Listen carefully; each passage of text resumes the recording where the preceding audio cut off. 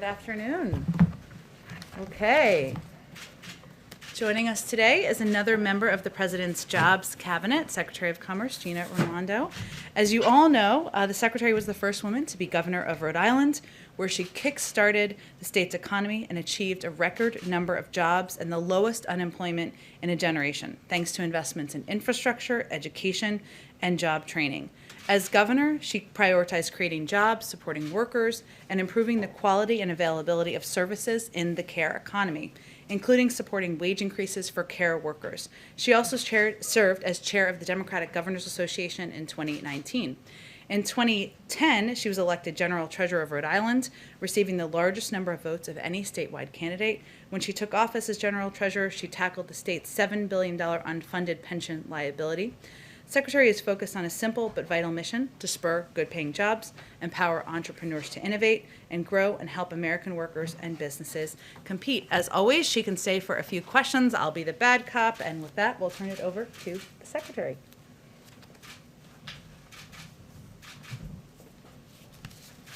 Thank you, Jen. Good afternoon, everybody. Good afternoon. Nice to see all of you, and it's an honor for me to be here to talk a little bit about President Biden's American Jobs Plan. At its core, the American Jobs Plan is about making sure every American has the opportunity to get a decent job, a decent, well-paying job with dignity and has opportunity.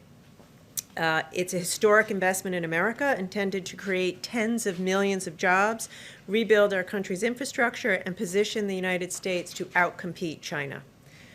Many have commented that it's large, it's bold, it's necessarily large, because frankly we're behind, and we've neglected for too long important investments in our infrastructure.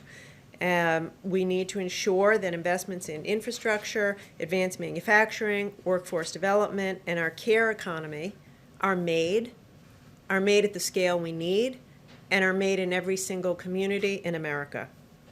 And as the President has led us to, is leading us to build back better, that means we need to do so more inclusively and ensure that these investments that we are making in broadband, in housing, in the care economy, in water, are in every community in America, rural, tribal, urban, communities of color, and reaching everyone across America.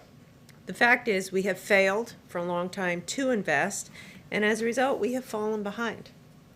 So why does that matter? It matters because it makes it harder for small businesses to compete. It matters because it makes it harder for American companies to compete, and it makes it harder for the average American to get a decent job and to get the skills they need in order to get a high-paying job in the industries that are growing today and tomorrow. And the fact of the matter is, we know that lack of investment, particularly in public transportation, transit, water, housing, has hurt low-income folks and people of color the most. And it's time to finally rectify that systemic inequality and build back better and more equally. As Jen said, my job as a Commerce Secretary is to do everything I can to enable American businesses of all sizes to compete. And at its core, the American Jobs Plan is about investing in American competitiveness, strengthening our workforce, rebuilding infrastructure, and leveling the playing field so all Americans have a shot at a good job. Now, prior to being Commerce Secretary, I was governor for 6 years. Prior to that, I was in the private sector. And so over the course of my career, as an entrepreneur, as governor, now as Commerce Secretary, I have had many discussions with businesses, from the biggest to the smallest. And over the years, there is something that we all seem to agree on, which is that we need to make massive investments in our infrastructure if we are going to compete and ensure America's global competitiveness. And most recently, I have spent a lot of time in the past few weeks talking to business leaders, and I can report to you that there's a broad level of enthusiasm for big investments in infrastructure. And I think there is a recognition that President Biden is doing the right thing in pushing us to conceive of infrastructure as broad, as including investments in STEM, research and development, investments in basic research, investments in broadband, investments in training our workforce. And the truth of it is, that's what it's going to take to compete. A key component of the American Jobs Plan is training our workforce. This is a reality. The changes in the American economy, many of which have been massively accelerated by COVID, are very scary for millions of Americans. It's a scary place to be, to need a job and not have the skills to get a good job. And so that's why this package calls for big investments in training our workforce. Now, as Jen said, this was a priority of mine when I was governor, and I saw it work. I know it works. We saw it work. When I ran for governor, my state, Rhode Island, if you haven't been, I want you to go, had the highest unemployment rate in the country, #1 in America. It was sad, very sad. The unemployment rate in the building trades when I took over was over 20%. Think about what that does to a community. Before COVID, after a lot of our work, Rhode Island had more jobs than at any time in our state's history, because we leaned into it in a broad fashion, similar to what this package calls for: investments in infrastructure, working with business, and big investments in worker training. So the fact of the matter is, in order to compete, we have to have investments in apprenticeships, community colleges, STEM education, job training. My view is, if you have the guts in the middle of your career to go out and get some job training, to retrain yourself to get a new job, then we need to be there for you to provide high quality, demand-driven, affordable, if not free, job training. The American Jobs Plan also is about strengthening our supply chains, making things in America, making critical goods in America, creating good jobs in the process, and increasing the security that we have, knowing that we aren't overly dependent on other countries for critical supplies. We saw that on full display in COVID. Every governor knows what it's like to be up in the middle of the night, can't get your hands on PPE or ventilators or medicine because they aren't manufactured in America. We also need to invest in domestic manufacturing, particularly for critical industries like semiconductors. We all know semiconductors are the building blocks of our future economy. And as we go through the data and digital revolution, semiconductors underpin so much of the new technology where we'll see job creation.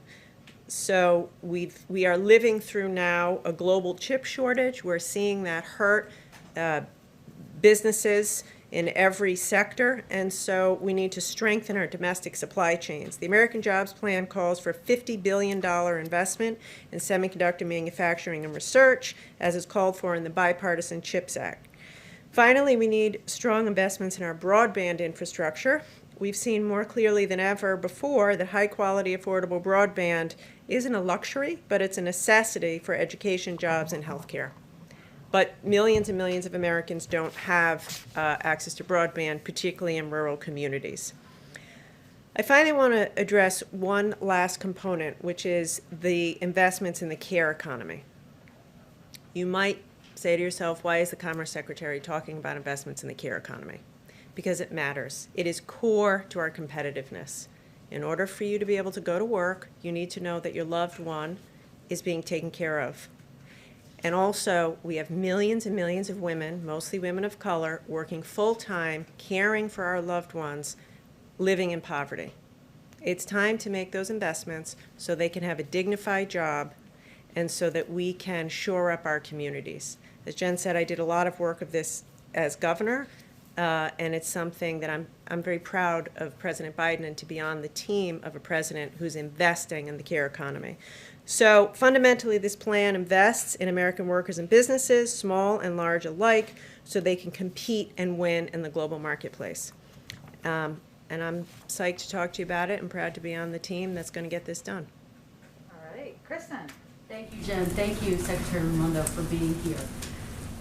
As you know, some Republicans have looked at this plan and said if you increase the corporate tax rate overall, in the long run, jobs could be eliminated. They cite one study, the Tax Foundation, that says that increasing the corporate tax rate will eliminate 159,000 jobs over the next 10 to 30 years.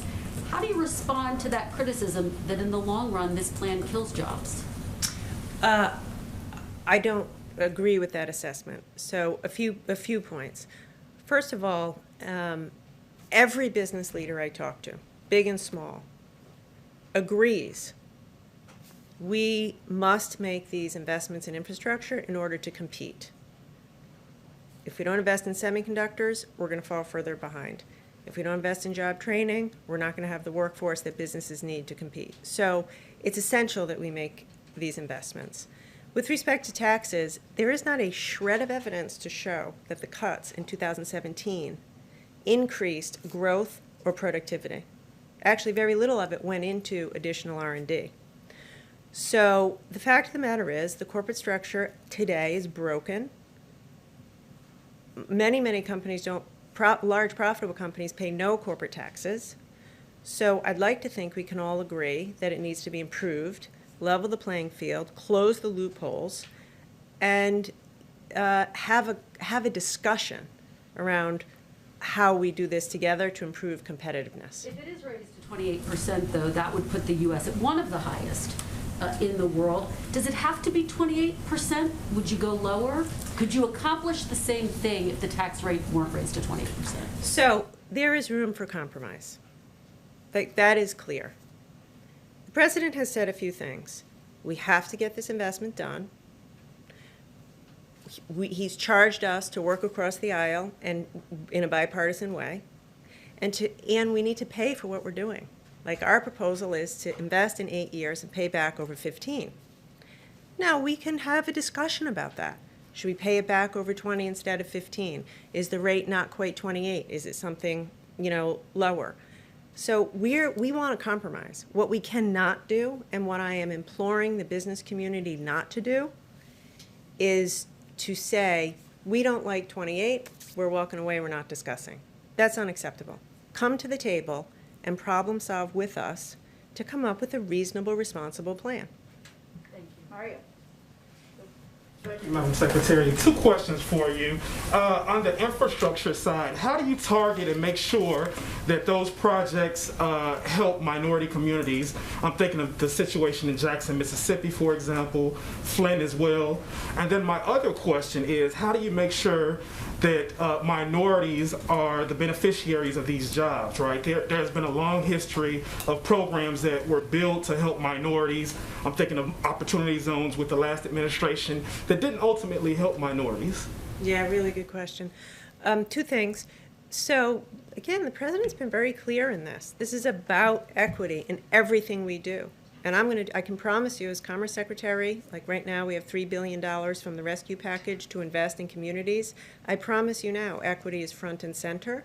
And that's why I was saying we have to get the money everywhere, rural, tribal, urban, and prioritizing those who have been left behind. With respect to the job training, I can fall on my own experience. We did a Back to Work Rhode Island job training initiative. And we said we're going to make sure it's equitable. More than half of the people trained were women. More than 25% were people of color. If you commit yourself to it, which is what we will do under the president's leadership, we will make sure to make up for the fact that, as you say, in the past that hasn't been done. Alex. Thank you. What is the status and direction of the China tech policy review? And more specifically, what about TikTok? Yeah.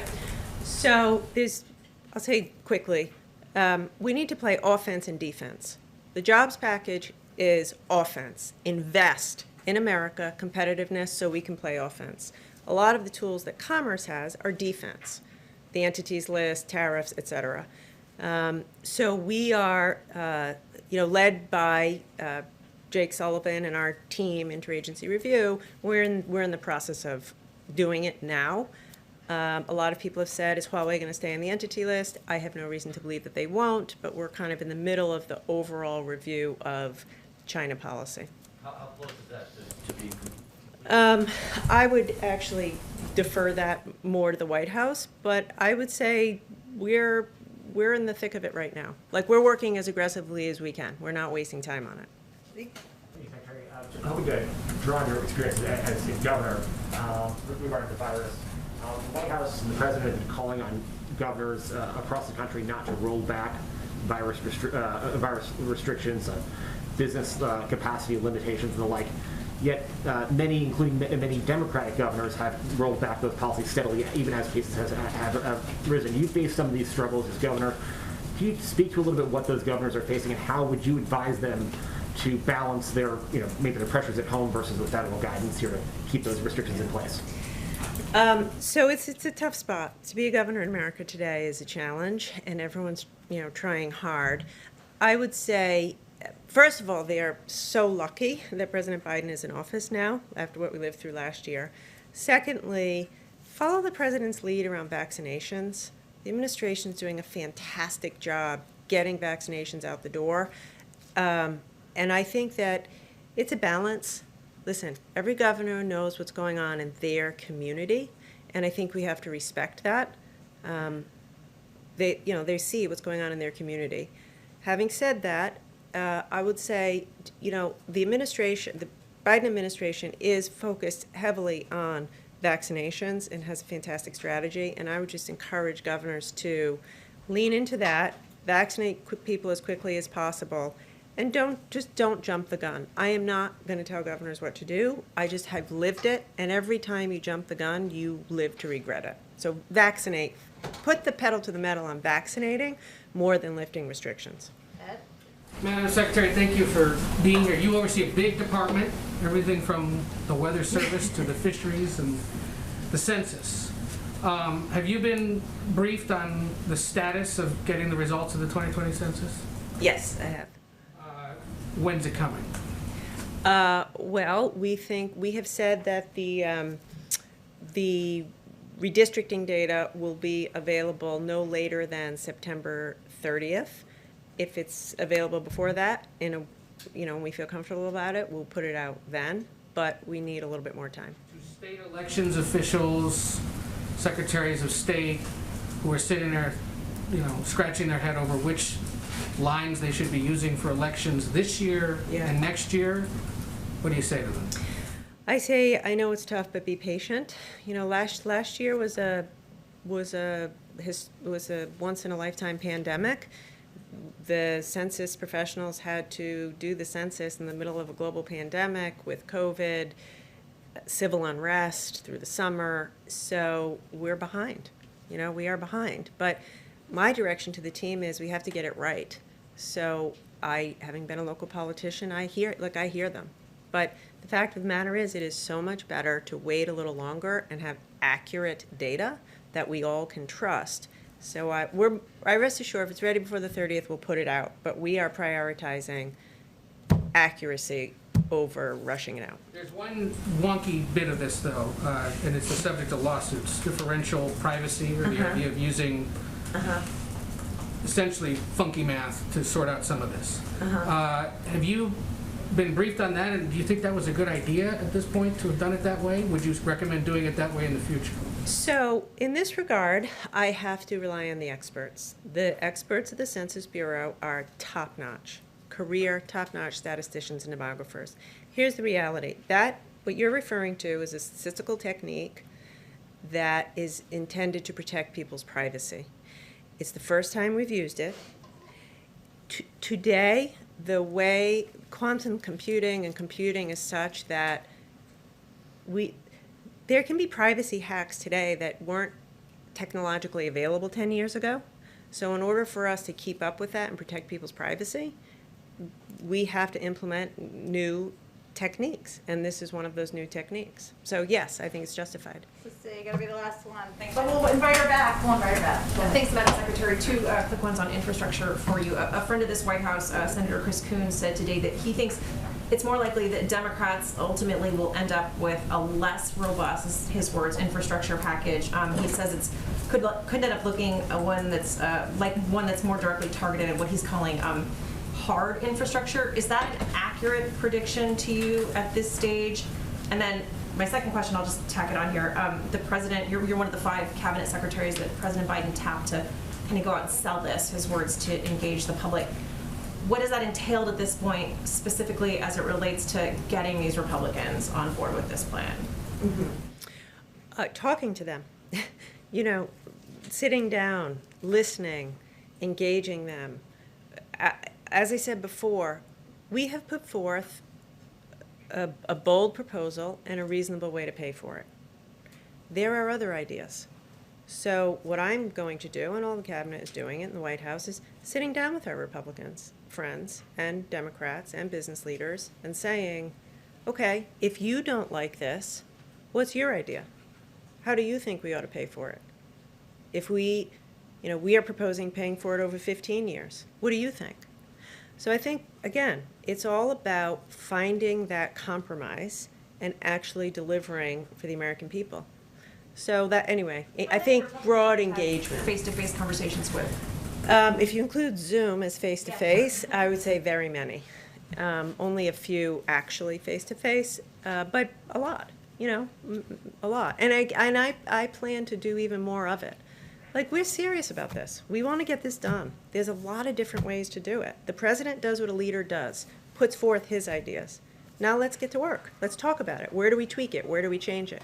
With respect to Senator Coons, I am not going to disagree with his assessment because he's been up here longer than my 4 weeks. But, look, I think it's early to say. The president put his plan out a week ago. Let's give it a shot. Let's go big. I can tell you this, every single business leader I've talked to applauds the fact that this package is more than just roads, bridges, and water. Like, come on, 35% of Americans in rural areas don't have broadband. You cannot have a modern economy without that. We have a crisis in semiconductor manufacturing. You cannot have a modern economy without that. So I hope that that isn't where we settle, because we'd be shortchanging American people, workers, and businesses. All right, Jeff, you're so convincing. Thank you. Secretary, just to follow up on Alex's question about TikTok, can you just clarify what your position is on whether TikTok needs to be sold by the Chinese company ByteDance that owns it now? And can you also give us a broad view of your advice to President Biden on tariffs with regard to China? I would say here's my broad view, and I don't want to get into details on any particular company. My broad view is what we do on offense is more important than what we do on defense. To compete in the long run with China, we need to rebuild America in all of the ways we're talking about today. And by the way, do that with our allies. We have to work with our allies and find common ground where we can. With respect to tariffs, there is a place for tariffs. The 232 tariffs on steel and aluminum have, in fact, helped save American jobs in the steel and aluminum industries. So what do we do with tariffs? We have to level the playing field. No one can outcompete the American worker if the playing field is level. And the fact is China's actions are uncompetitive, coercive, underhanded. They've proven they'll do whatever it takes. And so I plan to use all the tools in my toolbox as aggressively as possible to protect American workers and businesses from unfair Chinese practices. Yumish, I don't want to leave you hanging, and you're the last one hanging. At the risk. Well, this is great. Thank you, Madam Hopefully Secretary. the secretary will come back after this. Go ahead. It depends what she asks. Yeah. Right. Now it's a lot of pressure. But thank you for taking my question, Madam Secretary. What do you say to a business owner who's looking at the U.S. and wondering, why should I start a company here when I could possibly do so in another country more cheaply? How do we stay competitive as the United States for that business owner's company? So I'd say a few things. One, you cannot get better than American workers, American ingenuity, American innovation. Two, this jobs plan will enhance American competitiveness. I know from being governor, businesses want to locate in communities with good infrastructure, good public transportation, clean water, excellent public schools. That's where businesses want to be. That's where their employees want to work. So if we pass this package, it will massively, businesses will want to be here, will want to be here more than they do now. Also, the whole point of the tax reform as proposed by the administration is to get rid of the loopholes, level the playing field between big businesses and small businesses. I don't know any small businesses in Rhode Island who are shielding their profits in tax havens around the world. Like, it'll level the playing field, raise more money, and allow us to invest in job-creating infrastructure and job training. So as a former business owner and as a former governor who recruited businesses, I think it's a winner for business. Is there an alternative other than the 28%? It sounds like Yes. you're a little open. What else could the White House come up with to pay for the infrastructure? Let's have the discussion. Let us have the discussion. We put a plan out. Tell us what you think is an alternative, reasonable plan. But I would say, don't shortchange America. Don't come back and say we only need $500 million of infrastructure, because we don't. Because if we do that, we'll be in the same place or a worse place 10 years from now. So yes, we're wide open. Reasonable people can disagree. We'll find compromise. But let's go big and let's do what's required. All right. Thank you so much for joining us. Bye. I can't believe you do this every day. How does one get out? You don't. You're here. Right. Lots of questions about COVID and Iran. A couple of other items for you all at the top. A new survey just yesterday from Invest in America and Data for Progress found that 73% of voters backed the American Jobs Plan. That includes the support of 57% of Republican voters. Digging into the numbers shows just how broad the support is. 68% of independents, 64% of Republicans backed the president's proposed investment in the care economy, something the secretary just talked about quite a bit. And all of the investments the survey looked at, from roads and bridges to housing, clean energy, and manufacturing, have the support of over 60% of voters and a majority of independents. The evidence is unanimous that the American people support the president's vision of rebuilding our economy and his plan to pay for it by asking big corporations to pay their fair share. A Morning Consult poll just last week showed that 2-to-1 registered voters back a hypothetical $3 trillion infrastructure package. An earlier Data for Progress poll showed that by a 35% margin, voters want to pay for this plan by asking the wealthy and big corporations to pay their fair share.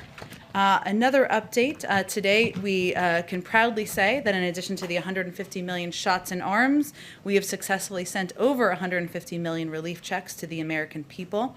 The fourth batch of the economic impact payments from the American Rescue Plan totals more than 25 million payments, which brings the total dispersed so far to more than 156 million payments, totaling $372 billion since the plan was signed into law less than a month ago. The largest block of these latest payments went to Social Security beneficiaries who didn't file a 2020 or 2019 tax return and didn't use the non-filers tool last year, which is consistent with our view that it would be more challenging. The easiest would be those who had information that the IRS had, and it would become more challenging. So this is a more challenging group, but this is certainly good news. Within 2 weeks of the American Rescue Plan becoming law, the IRS and Treasury had started dispersing 170 million payments. At a similar point during the first round of economic impact payments authorized a year ago, the first payments had yet to be completed. So just to give you a point of comparison. It's also important to note, and I know there's been some coverage of this, the IRS has been consistently underfunded, with 20,000 fewer staff available to help Americans. That's over the last 10 years, 20,000 fewer. And our commitment is also to working on this problem and hiring more personnel at the IRS. The President's Rescue Plan secured an additional $1.5 billion to help the IRS get checks out checks and modernize. And we are pleased that since the beginning of this administration, the inherited backlog of 2019 returns has been cut in half. One other update. Two other, sorry. Good news you can use. I'll put it in that category. Health and Human Services Secretary Becerra announced that more than 500,000 Americans have already signed up for coverage on healthcare.gov since the beginning of the special enrollment period. Nearly 15 million Americans who currently lack health insurance and many current enrollees are eligible. An average of 4 out of 5 consumers currently enrolled in marketplace coverage can now find a plan for $10 or less a month after the tax credits. Finally, the First Lady announced earlier today, was joined virtually by U.S. military families, advocates, and stakeholders from around the world as she set forth the priorities of joining forces. She spent the last few months hearing directly from military families, caregivers, survivors, and visiting military installations across the country. The mission of joining forces is to support those who also serve. The work and priorities of joining forces will center on the needs of military families in the areas of employment and entrepreneurship, military child education, and health and well-being. It was important that she relaunch this initiative within the first 100 days. With that, Zeke. Thanks, Jen. A couple of foreign policy ones to get started. First, there's some confusion yesterday about the U.S. policy with regard to the Beijing Olympics next year. Is it the U.S. policy now that American athletes will participate in those Olympics, and is the U.S. government going to encourage American spectators to travel to China to view those games? Well, these are the Winter Olympics of next winter, I should say, so some time away as it relates to the second part of your question, and certainly our hope is that we are at a point where enough people across the country and hopefully around the world have been vaccinated, but we will rely on health and medical experts on that particular piece. Our position on the 2022 Olympics has not changed. We have not discussed and are not discussing any joint boycott with allies and partners. We, of course, consult closely with allies and partners at all levels to define our common concerns and establish a shared approach, but there's no discussion underway of a change in our plans regarding the Beijing Olympics from the United States point of view. And then, 2 questions on timelines. One with regards to the ongoing talks in Geneva right now regarding the JCPOA. What is the timetable for bringing Iran back into compliance, and in terms of the breakout time for the production potential of a nuclear weapon? The timeline for getting them back at the table for direct... What is the ultimate timeline in terms of getting them back to the table? Not the timeline for the specific round of talks, but the longer-term times to be able to get them back into compliance. Well, look, first I would say, the talks are continuing today in Vienna. It's only the second day of talks. You may have seen a tweet from one of the European officials attending who called this, said there's unity and ambition, and that was their description of the conversations. This is just a constructive early step. We're at the earliest part of the process here. The primary issues, as you know, that will be discussed are both steps that would need to be taken for Iran to come back into compliance and the sanctions relief steps that the United States would need to take. But we expect these conversations to be difficult. We expect this to be a long process, and we're very much at just the beginning period. There is time from the U.S. perspective for these talks to continue. Is that months? Is that years? What scale are we looking at? I can't put a timeline on it, Zeke. We do feel, of course, that diplomacy is the right way to approach this challenge, that doing that in coordination and close cooperation with our partners is also exactly the right approach. That's what we're doing and what we're focused on now. It is a good sign and a good step that we are engaged in, even though these conversations are not direct at this point in time. But again, we're at the beginning of the process. I expect they may have more to read out once they complete this round of talks. And the second timetable question, we heard the president talk a lot about when Americans will be eligible to get vaccinated. What is the president's timetable by which point all Americans should have already been vaccinated? What is his goal, his deadline for Americans to actually get the shot in arms? Well, there's a role that the federal government can play, led by the president, of course, increasing the number of vaccine supply we have. He's done his job in that regard. We're going to have enough vaccine to vaccinate, more than enough, I should say, every adult American by the end of May.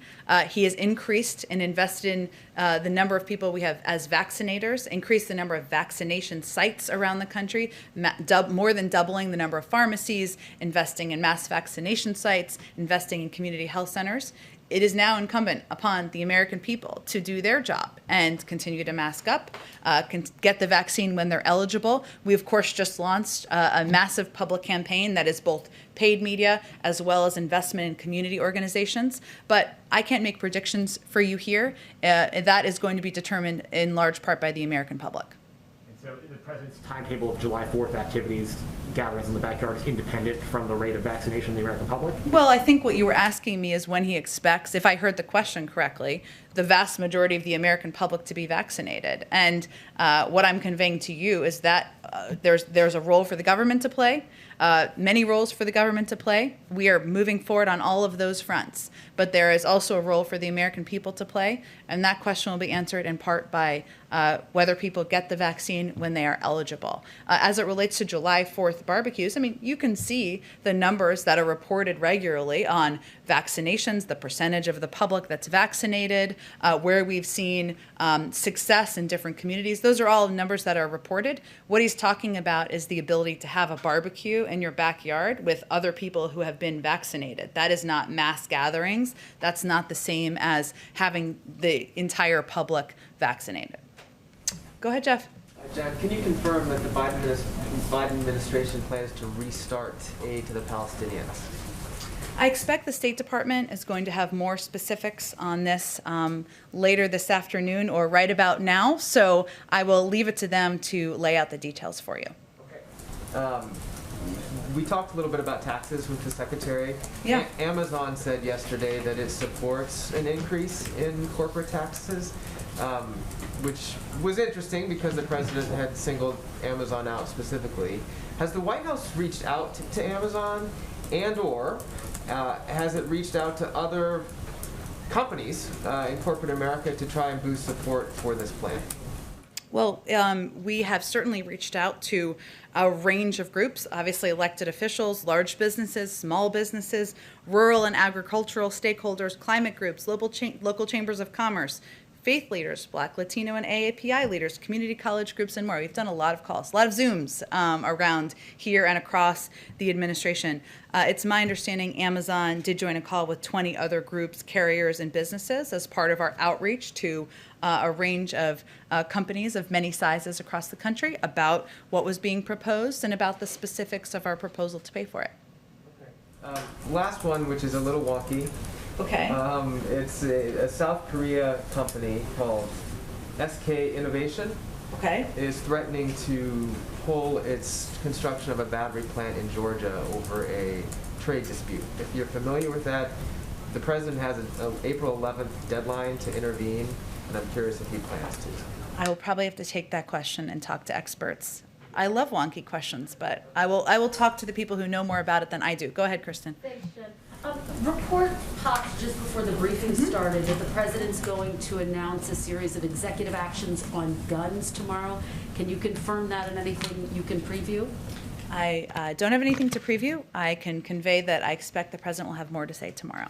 Okay, and will it involve ghost guns, potential expanded background checks on ghost guns? I'm just not going to preview more from here. I expect we'll have more. We'll probably do a background briefing call for all of you later today. Follow up on something Secretary Raimondo said. She was very clear that there is room to compromise on increasing the corporate tax rate to 28%. As you know, Senator Manchin is saying he wants it to be as low as 25%. Is there a scenario where the president would go that low? Well, look, here are principles. Debate is inevitable. Compromise is inevitable. Changes are certain. And our main bottom line is inaction is not an option.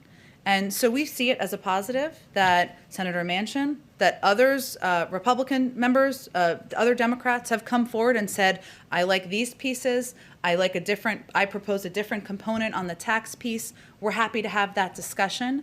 And what we are seeing, though, is broad agreement about the need to invest in and modernize our infrastructure. Could you get everything you wanted in the bill at 25%? Well, just like any discussion or negotiation, there's lots of factors. It's like a Rubik's Cube. I don't know if that's the right analogy, but if you are proposing a lower tax rate, then you have to make some decisions. What would you compromise on that? We're going to have those discussions with members of Congress. Expect the president will welcome members of both parties here when they return next week, and he'll have those discussions with them. We're having them with committee staffers, with staffers on the Hill to see what the push and pull can be, where there is agreement. Let's start there. where there are alternative ideas, additional ideas. Remember, some members are proposing to make the package smaller. Some are proposing to make it larger. That's all a part of the discussion. You said yesterday, Jen, the president continues to believe that there is a bipartisan path forward. Is that realistic given the backlash that you've seen so far from Republicans? And if the president can't win over any Republicans, is he staying true to that promise of ushering in a spirit of bipartisanship? Well, here's how the president sees it. Democrats and Republicans will have ideas about what they like or don't like about the plan. That's a good thing. That's democracy in action. That's the American way. Our view, his view, is we don't just fix what is broken today, we build for tomorrow. And his idea of infrastructure is evolving, is that it should evolve to address the needs of the American people. We believe there is a fair amount of opportunity for agreement, that we are open to compromise, we welcome the debate, and we'll look forward to having those conversations when members return. You would pass it along party lines if you needed to. I don't think we're quite there yet. The president believes there is an opportunity to work with Democrats and Republicans, that there is agreement on the need to modernize our infrastructure. There is agreement that we need to do more to compete with China. Let's start with areas where we agree and have a discussion from there. Go ahead. Two things, and thanks for confirming the timing on guns specifically. First, in a COVID-related matter, there are reports that during the transition, the incoming administration received a June 2020 report from Trump officials concluding that emergent biosolutions at plant in Baltimore that spoiled some J&J vaccine doses had oversight and quality assurance issues. Is that accurate? And if you guys had this report before taking office, why were steps not taken sooner regarding that facility? Well, first let me say that the facility is not approved by the FDA. That's in fact the process working, and the FDA is taking a look at whether any manufacturing facility meets the standards that would be required to produce and put out doses that will go into the arms of the American people. There are not a broad swath of options for manufacturing facilities across the country. So HHS and others can give you more specifics of what the options are that are available. But our focus is on getting vaccines produced, distributed in the arms of the American people, and to relying on the process that is in place by the United States government. We have one of the most stringent set of review processes in the world. So in our view, this is the process working. We remain on track to have the number of doses, enough doses to vaccinate the entire, all adult Americans by the end of May. This has not impacted that. I don't hear you, though, confirming or denying that report. I'd have to check on the specifics of the receipt of a report. But again, it's still not approved by the FDA, the manufacturing facility and the site. And then Amnesty International says that Alexei Navalny is being incarcerated in conditions that amount to torture and maybe slowly killing him. Is there any reaction from here regarding that? Also, you said on February 23rd, I think you said a few times since, that it would be weeks, not months, before the Biden administration responded to the SolarWinds hack and other Russian misconduct. I also recall you telling us some of it would be seen, some of it would not. Any updates on all that? Weeks, there's lots of ways to define it. There are Still lots of weeks. ways to define it. It is still weeks, not months away. I don't have an update on the exact timeline. I will say on the reports you referenced of Mr. Navalny, we are disturbed by reports that Mr. Navalny's health is worsening, that he's on a hunger strike to demand access to outside medical care. We urge Russian authorities to take all necessary actions to ensure his safety and health. So long as he is in prison, the Russian government is responsible for his health and well-being. We will continue to monitor the situation closely. I would also reiterate that we consider Mr. Navalny's imprisonment on trumped-up charges to be politically motivated and a gross injustice, and we stand with like-minded allies and partners in calling for his immediate release, as well as an end to the persecution of his supporters. Go ahead. Thanks, Jen. Quick one on Senator Coons' comments from this morning. He also said today that if it's clear by Memorial Day that Republicans aren't willing to get on board with this, that at that point Democrats perhaps just roll this into a big package and move on. So is that the timeline for this White House as well, that Memorial Day is the decision the deadline to sort of make this decision to fish or cut bait? I'm not here to set a new deadline from here. We would like to see progress by Memorial Day. We would like to see the bill passed this summer in order to get these vital investments out into our economy and out into rebuilding our infrastructure across the country. I will note that there are a range of points of view. As I said in response to Kristen's question, some feel this package should be smaller. Some are calling for a larger package. Some believe that it should be paid for in different ways. Senator Coons is one of those individuals who will certainly have a role to play in having these discussions, but it's important that we allow the process to play itself out, have those ideas put forward, have debates, have those discussions, and we'll see where we go from there. I have a couple questions on immigration, if I may. Sure. Is the administration considering restarting some construction on the border wall to plug in holes in gaps of areas where the construction stopped after the president took office?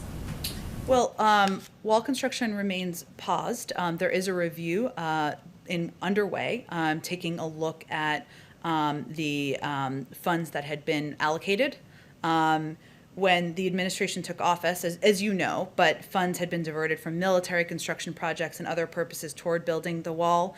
That was not something we, of course, supported. There are some components of the wall that had already been allocated, the funding to continue building by Congress, so we're working within what is allowable. But our focus is not, we don't believe the wall is an answer. We have never believed the wall is an answer to addressing the challenges, immigration challenges at the border. That's why we're proposing an investment in investments in smart security at the border, why we're driving what we see as 21st century solutions for border management, and why we believe we should build a functioning immigration system. There's a review underway of kind of where this funding had been allocated and not, but it's currently paused and for the most part. The president had said he wouldn't build one more foot of the wall, but you're saying some monies could still be used to fill in the gaps on construction on the No, I'm saying that some had been allocated already. Previously, we're working within what our limitations are by law, but we have never believed that building more of a wall, the president doesn't believe, is a way to address our immigration challenges at the border. Okay, and then a quick clarification on Special Envoy to the Northern Triangle, Ricardo Zuniga, who's in Guatemala, was there yesterday talking about this. He said that the White House is looking to create legal ways for Central American migrants to reach the U.S. Is that could you explain more on if you know what he was talking about? Is that what President Biden has talked about, allowing folks to apply for asylum in their home countries, or are there other options being considered?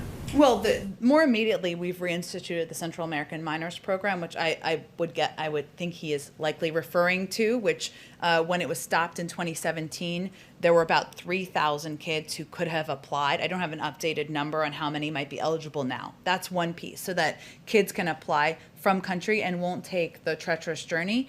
But we also believe that there needs to be reforms to the whole process, make it more efficient, more effective in terms when children come to the border. That's part of what we want to discuss through legislation. So he could have also been referring more broadly to the longer term changes that need to take place, but more immediately, there of course is the Central American Minors Program.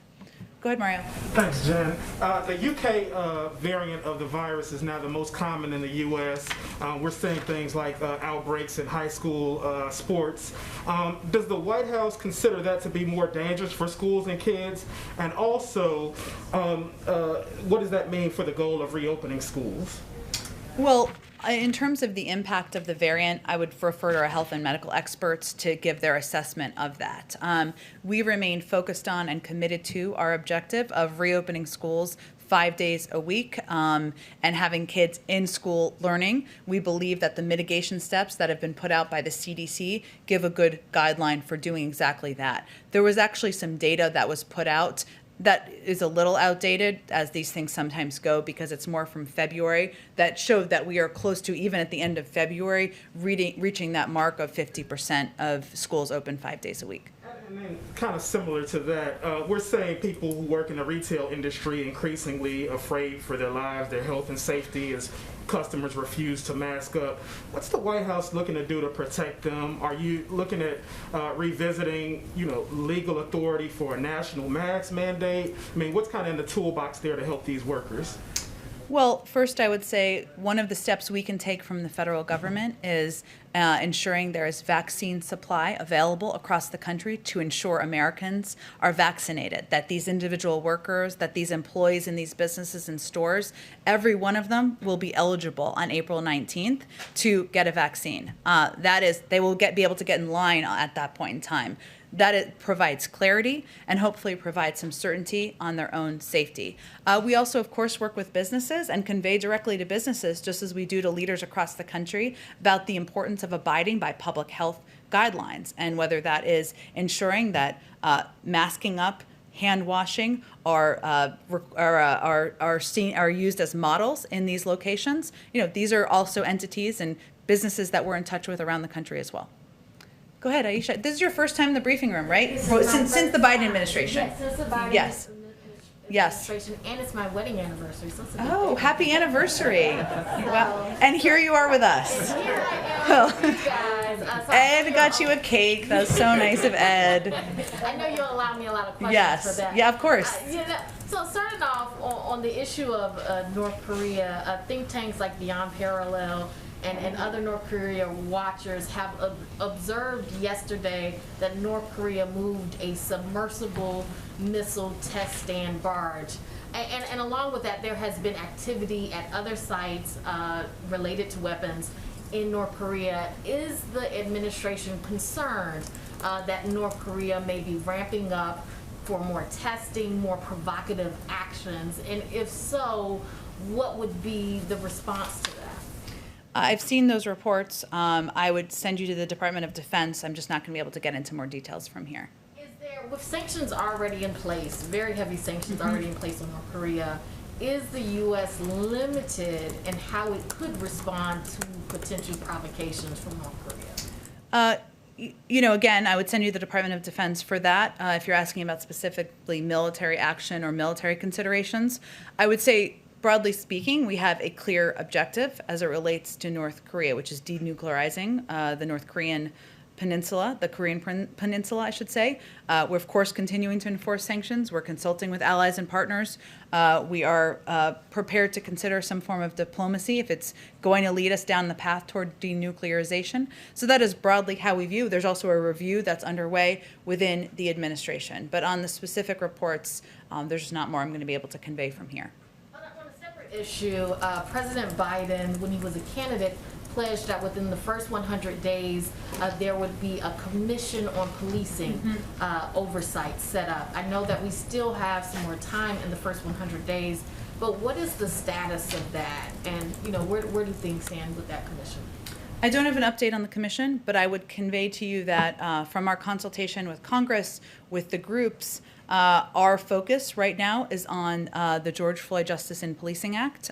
We believe we must continue to press ahead to pass meaningful police reform. The president would love to sign a piece of legislation, would love to have it on his desk. We're encouraged by some of the engagement we've seen, pleasantly surprised in some cases, in the Senate, and that is where we feel we can have the most impact at this point in time. So is the commission still on the table, or is that something that is not being thought of right now? I just don't have an update on it, but we are focused on working with members, with advocates on many sides of this debate on how to move things forward, and we feel the George Floyd Justice in Policing Act is the most constructive, effective, impactful way to do that. The president is talking more openly about sharing vaccines with the rest of the world. Why is that? And how soon does he think that the U.S. will be at a point where he feels confident sharing more of the vaccine doses with the rest of the world? Well, I would say that his focus remains on ensuring that adult Americans are vaccinated. We also plan for contingencies, including the fact that there's ongoing research. We've seen some reporting, of course, on which vaccine is most effective with children. As we've seen even in recent weeks, things happen and we have to plan for contingencies as well. But when we are confident about our supply, about our ability to provide for the American public, the president is absolutely committed to playing a constructive role in being a part of the global community's efforts to get the pandemic under control. That includes through COVAX. It could include direct conversations with countries. You've seen we've already lent doses to Canada and Mexico. So we remain committed to that. I can't give you an additional timeline at this point in time. Go ahead.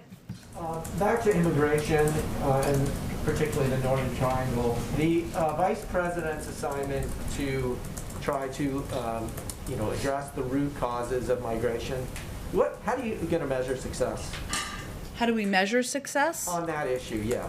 Well, I think that we know that addressing the root causes means working with these countries to help create a collaborative and a cooperative approach to addressing what the circumstances are on the ground, whether that is economic challenges, response to challenges related to hurricanes that have impacted a lot of these communities.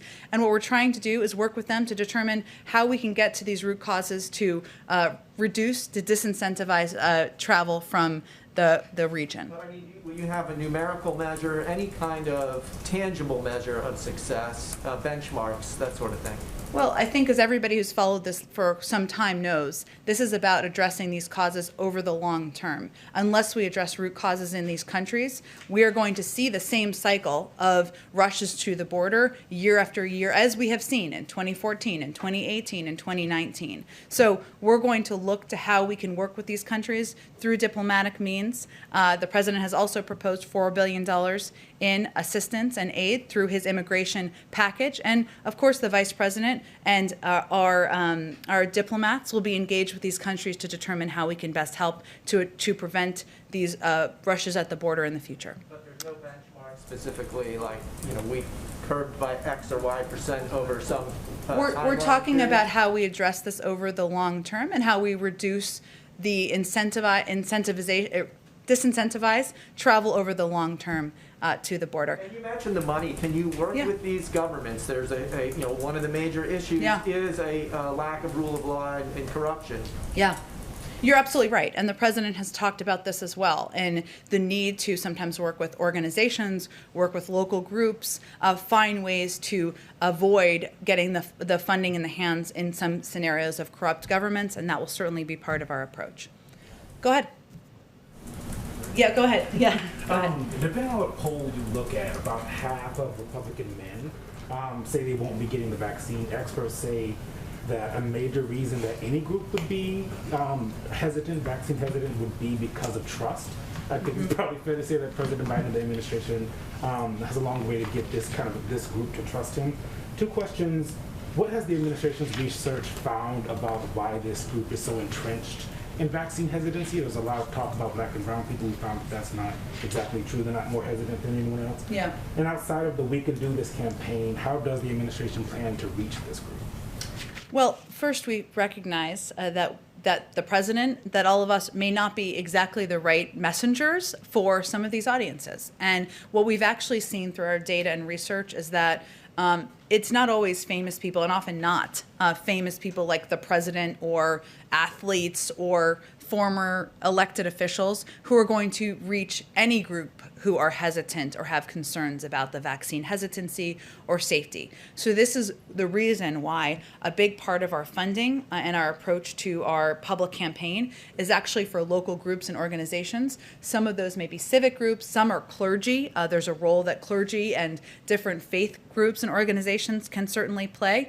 And some of these are just simply local doctors and medical experts who are more trusted voices in different communities. So what we're working to do is empower local sources, empower local authorities, medical experts, civic leaders, clergy in some cases, to be the communicators about the effectiveness and the efficacy of the vaccine. I will say one of the things that is sometimes not understood, or people don't see in the data, but we've seen in the data, is that the issue, we've seen a reduction in hesitancy as it's defined, and you referenced black and brown communities, certainly a reduction in hesitancy. The issue is now access. This is true in whether you're talking about conservative white people or you're talking about communities of color. It's now at the point where people are saying, look, I'm confident or I feel comfortable in taking the vaccine in many cases. I can't take a day off of work. I don't know where to go. I don't know what health center to go to get the vaccine. So we are looking at that, and our focus is on addressing the access issue, mobile clinics, making it easier and more accessible to get the vaccine. And we've also said the president's being updated on the trial of Derek Chauvin. We're probably weeks away from a verdict, but regardless of the outcome of the trial, does the president plan to address the country upon its conclusion? Well, we would never, and not that you're asking me this, but we would never, of course, prejudge the outcome. The president has spoken about the death of George Floyd, the impact on him personally, quite a bit over the course of the last year. It certainly impacted redoubled his commitment to addressing racial injustice in the country and throughout the government. I certainly would expect we'd have a statement, but I'm not going to get ahead of what the outcome may be or the timeline. We just don't have insight into that. Go ahead. Thank you, Jen. I'd like to pick up the line of questioning on immigration and the border. Okay. And ask you two rather quick follow-up questions about some other topics. You always like yes or no questions. I don't know if they're yes or no. Well, Go ahead. Answer as you will. But, okay. So on immigration and the border, as we've discussed here today, Vice President Harris has been put in charge of addressing the root causes of the border crisis. Last Tuesday, she spoke with Guatemala's president, but she hasn't visited the border or Central America or spoken with leaders of El Salvador or Honduras. She was traveling this week, took time to visit a bakery in Chicago. I'm wondering, is she still working on this? And can you address the perception that she's kind of quietly backing off while Secretary Mayorkas is pursuing some Trump-era policies, such as potentially building new border barriers and potentially prosecuting people who illegally cross multiple times? There was a whole lot packed in there. So let me just see what I can do here. First, I would say the vice president was visiting Chicago actually to talk about COVID and the importance of communities getting the vaccine when it's available and accessible to them. And so while she was there, like many Americans, she got a snack. I think she's allowed to do that. But she was there to talk about COVID and play a role, as she's playing a significant role on our efforts to address vaccine hesitancy, communicate with the public about how we can do this, and it's imperative to get the vaccine when it's available. Second, I would say that yesterday, and this is actually a statement put out by her team, USAID announced the deployment of a DART team. We only have these in a couple of places in the world, so this is fairly significant, to respond to urgent humanitarian needs in Guatemala, Honduras, and El Salvador. This is meant to help address the immediate humanitarian needs, whether it's drought, food insecurity, ongoing COVID-19 pandemic, and this is in communities that are still recovering. So that is actually an announcement made by the vice president's team earlier today. This is absolutely an issue that she remains committed to, is in the lead on. The Northern Triangle, which I'm sure you're aware of, but is not the same as the border. They're all related to each other, but addressing being responsible in the lead on the Northern Triangle is working with these countries in the region, addressing the root causes, working with them on how we can address issues like long-term food insecurity, drought, the COVID-19 pandemic, hurricanes, etc. That's what she's focused on. I don't have an update on when she'll travel. I'm sure it will be soon. She's still working on this issue very much. Well, they wouldn't be putting out a statement this morning if she wasn't, would they? My two other questions, I'd like to circle back to something that a colleague asked in this room a few weeks ago. They asked about a request by about 36 Democrats in Congress for President Biden to relinquish unilateral nuclear launch authority. I believe at the time you weren't aware of that request, and I was wondering if you've been able to get an answer from the president on that. I don't have anything more for you on that. And my third question, if I could. According to a report yesterday in Axios, we may soon have a prominent transgender gubernatorial candidate. It would be a Republican, Caitlyn Jenner in California, and I'm not asking. Are you announcing her run? No, I'm just announcing the Are you Axios working for her? report. I'm not. Okay. I'm not, but and I'm not asking you to endorse anyone, but I was wondering if the White House welcomes this apparent LGBT milestone. We certainly would welcome the freedom of any human participating in the democratic process to run for office, of course, and including, of course, transgender members of our society. Go ahead. Thank you. I just want to ask if the budget rollout is still going to happen this week, and secondly, is it accurate that debate or discussion about defense spending is what's holding it up. That is not accurate. We know you all are eager to have the discretionary guidance, and it certainly will give some insight into the president's priorities and the priorities of this administration.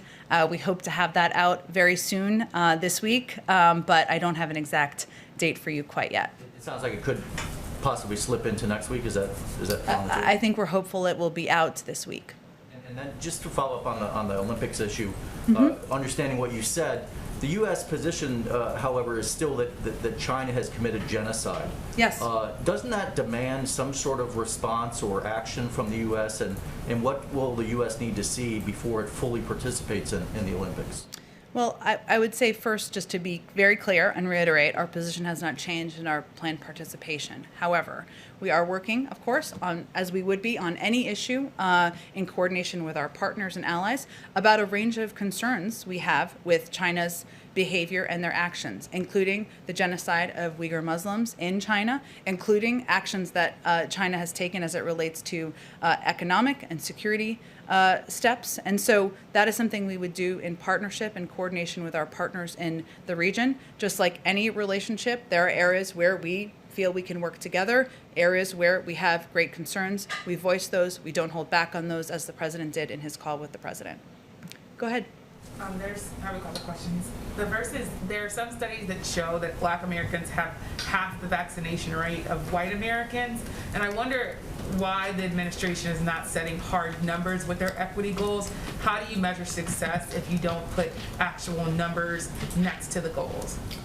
I would have to check those numbers. I'm not challenging them. I just would have to talk to our COVID team about those. As you know, equity is central to what we do, COVID and addressing the pandemic, and ensuring we are taking steps to address getting the vaccine out to communities around the country is central to our focus. We are constantly monitoring where the vaccine doses are going and that they're equitably distributed. That's something, every vaccine is marked in boxes. We saw this at Pfizer. It's very cool, actually.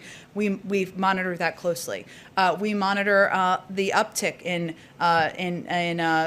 outbreak and COVID rates in communities and see how it's impacting different communities. We work directly with governors to help address where there are upticks in communities and where we see there are communities that are not getting ready access to the vaccine. And we've actually adjusted, in some cases, our approach and our strategy.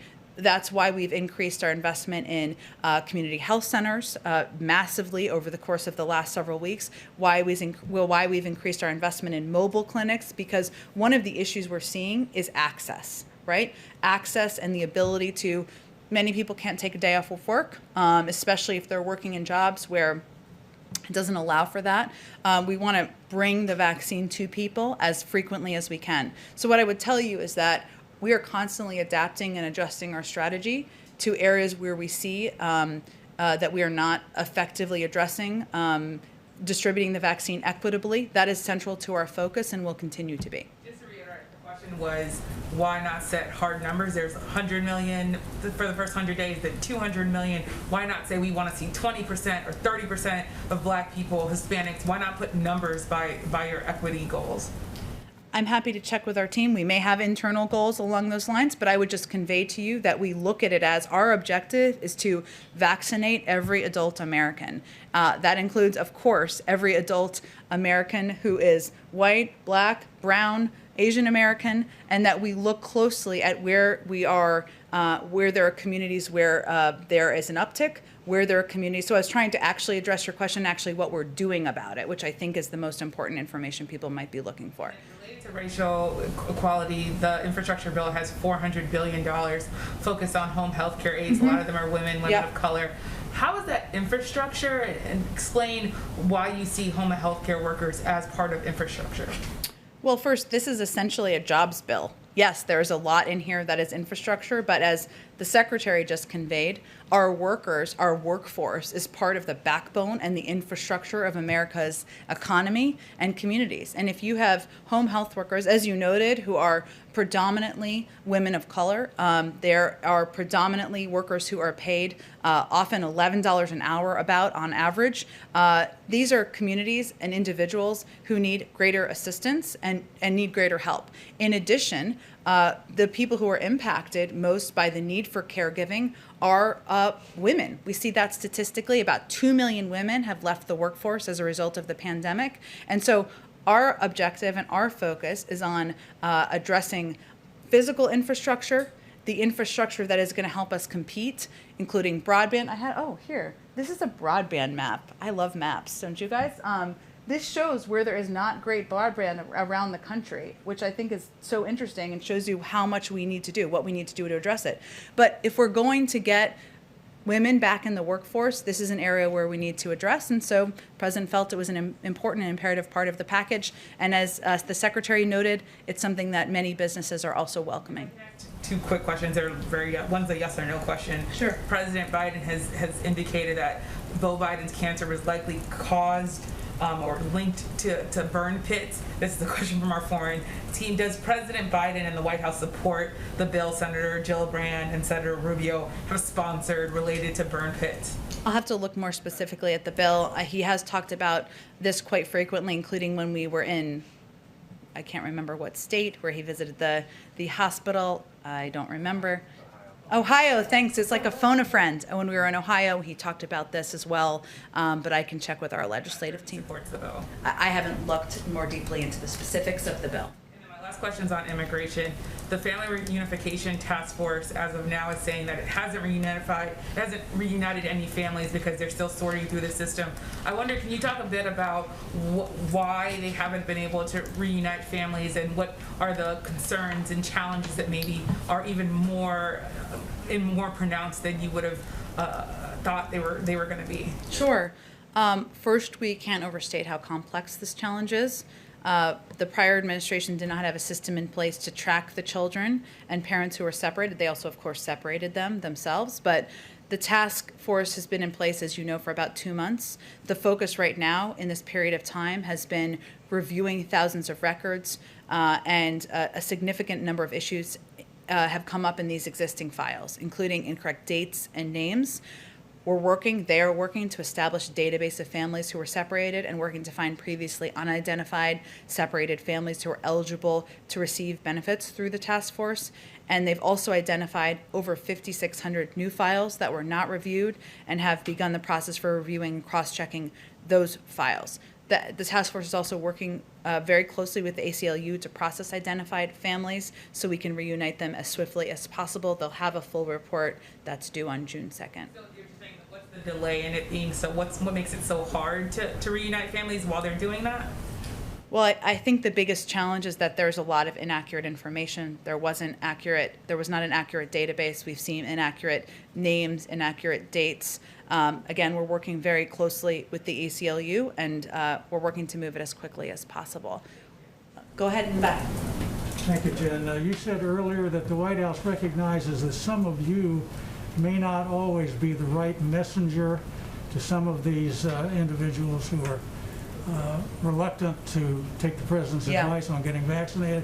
The president said yesterday there was a category we didn't exactly identify, but he gave Senator McConnell credit for talking to those people. Did the president ask his friend Senator McConnell to help him out on trying to make a pitch to those people who are not who are reluctant to follow the president's lead on this? And has he asked other Republican pals of his to do the same to help out? I don't have any calls to read out or asks from the president, but I would just reiterate, we certainly do think it's a good step that Senator McConnell conveyed the importance and the efficacy of taking the vaccine, but also across the board, all of our data shows that the most effective voices are local doctors, civic leaders, and clergy, others who are trusted in communities, and that's really where our primary focus and the president's primary focus is one in the back. Will President Biden appoint a special envoy for the Israeli-Palestinian portfolio? If so, when? And if not, why? I don't have any personnel announcements to make here. Of course, the president believes that the only solution is a two-state solution, but I don't have any personnel or specifics to outline for you from here in addition. Just one quick thing that happened here while we were sitting here. I don't know if you guys have this yet or not, that apparently the president called King Abdullah of Jordan, that Have you guys confirmed that yet or no? I think it's been happening, it sounds like, as we've here. We'll have a robust readout, and we'll get that out to all of you guys. Go ahead, Kristen. Thanks. Jen, has the president seen the video of the boy who came here from Nicaragua, abandoned, alone, crying to Border Patrol agents? If so, what was his response? I don't have any response from the president directly. What I can convey is, for any of us who have seen that video, it is heartbreaking. It's a reminder of how treacherous the journey is, and it is a reminder of how important and imperative it is that we put in place reforms to our immigration system, that we convey clearly how dangerous this journey is, and that we take steps like the Central American Minors Program to make it possible to apply for moving. Given what's happening at the border, why hasn't the vice president visited yet? Visited the border? I don't have any trips to outline or preview. What our focus is on is solutions and ensuring we have more beds, we're making the processing more efficient and effective, and that we are addressing this in a humane way that keeps these kids as safe as we possibly can. Thanks, everyone.